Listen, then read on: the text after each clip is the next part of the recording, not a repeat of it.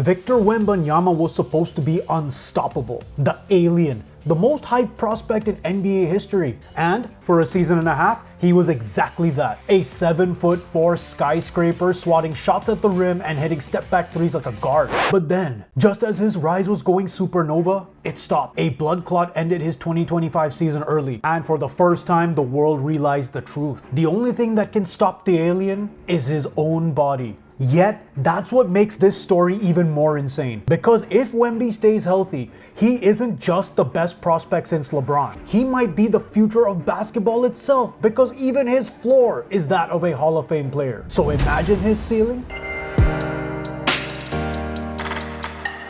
In his rookie season, Wemby put up numbers that didn't look real. 21 points, 10 rebounds, and nearly 4 blocks a game. Not only did he win Rookie of the Year unanimously, he made veteran stars look helpless.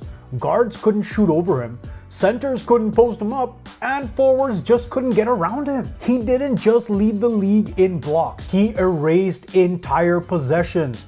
His rookie rim protection rivaled prime Dwight Howard, legit, and his perimeter contests looked like Kevin Durant with go-go gadget arms. There were games where this dude scored 38 points on one end of the floor and closed it out with 4 blocks on the other. No rookie in history had done that at his size, and in truth, most NBA players of any service level have done that. Sadly, even being an alien doesn't mean you're invincible. The Spurs were still a lottery team in 2024, and in his second season, the flaws were starting to show. His efficiency hovered under 45%. He turned the ball over too much. He fouled in bunches. And against true powerhouse centers like Embiid or Nikola Jokic, he got pushed around. But let's be real, every single legend struggled at first. Shaq was dominant but raw. Giannis couldn't shoot. Even Tim Duncan needed David Robinson to anchor him in year one. What separates Wemby is that despite every rookie mistake, he's already producing at an all-NBA level. The scary part is that all of this has come before he's grown into his own body, before he's fully learned the timing of NBA defenses, and before any star teammates. So how good can Victor Wembanyama really be? The only way to answer this is to compare him to the greatest. Kareem had the sky hook, the most unstoppable move ever. Hakeem had dream shake footwork that destroyed Hall of Fame centers. Shaq had brute force and insane footwork that left other centers stymied. Giannis turned into a freight train no one could stop in transition.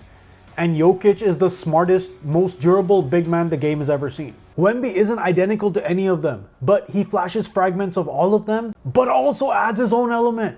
His one-leg fadeaway is already drawing Kareem comparisons. His footwork, polished by this summer training with Hakeem himself, shows echoes of the dream. His early dominance in the paint is a slimmer version of young Shaq, but he has coast-to-coast strides like Giannis. And his passing instincts, while raw, are starting to resemble a taller Jokic with more defensive range. But also, we mentioned Manute Bol. Wemby also has a lot of Manute Bol, a 7'8" African player who was known for being a defensive juggernaut. No player in history has combined all those archetypes in one frame. If Wemby continues to develop, the ceiling is terrifying. I actually don't think there is one. But even players like Victor Wembanyama have weaknesses, and his kryptonite has always been durability. And history is not on his side. History has always punished players this tall. Ralph Sampson, Porzingis, Yao Ming, all unicorns who fell to injury before reaching their full potential. Wemby's blood clot in 2025 was a reminder that no matter how unique he looked, he's still human. One wrong step and all of this potential could vanish. He's also still learning efficiency. At times, he forces shots, settling for jumpers instead of bullying smaller players inside. And while his body is stronger now, the weight of an 82-game season is something only time can test. But here's the key difference that separates Wemby: his mindset. Wemby already talks about wanting to be the greatest. He studies film, he learns from veterans, and this summer, he even trained with Shaolin monks to sharpen his discipline. He isn't just waiting for greatness, he's chasing it. Here's the other challenge, and it's bigger than Wemby himself: the Spurs. When Tim Duncan arrived, he had David Robinson. Within 2 years, San Antonio was a champion. But Wemby's Spurs have finished back-to-back near the bottom. They're too slow building around him. Rumors say they've explored adding another star guard. Names like Trae Young or Donovan Mitchell have been floated. But so far, it's just speculation. Basketball history is clear. Even aliens need allies. Kareem needed Magic. Shaq needed Kobe. Even LeBron himself needed Dwayne Wade to teach him how to win. If the Spurs can't put talent around Wemby fast enough, Wemby risks wasting early prime years as a one-man highlight reel on a 25-win team. But fear not, Spurs fans and Wemby fans alike, because San Antonio has one of the best reputations for developing players in the NBA. But actually, this factoid is what makes Victor so rare. His floor is already absurd. Even if he never improves by even 1%, Victor Wembanyama is a perennial Defensive Player of the Year candidate with potential to give you 30 on the other end every other night. A shot blocking wall with offensive flashes. That alone makes him a Hall of Fame caliber player. But his ceiling, that's something basketball has never seen. By year 4 or 5, he could be averaging 28 points, 12 rebounds, and 4 blocks a game. That's Hakeem's defense mixed with Durant's shooting and Giannis's motor. And if his passing evolves the way scouts expect, he could add Jokic's vision on top of it all. That's not just a superstar.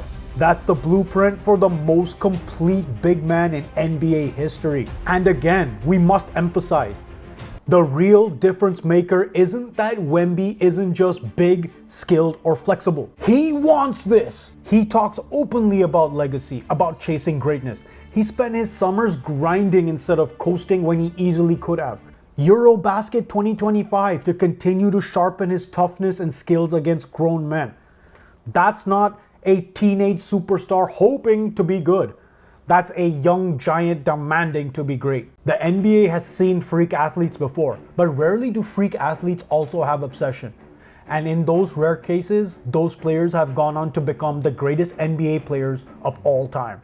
And that's why his mind, not his body, may be the true key. How good can Victor Wembanyama actually be? If health betrays him, he'll still go down as one of the greatest defenders of his generation. A new Manute Bol with an offensive twist. That's his floor. But if health holds, if the Spurs give him the right cast, and if his hunger keeps pushing him, then we're not just talking MVPs or championships. We're talking about rewriting the whole damn GOAT conversation. Because unlike anyone before him, Victor Wembanyama doesn't have to be Kareem, or Hakeem, or Shaq, or Giannis, or Jokic. He can be all of them at once. The alien who turned every what if into reality. And in the end, the only thing that can stop him is himself.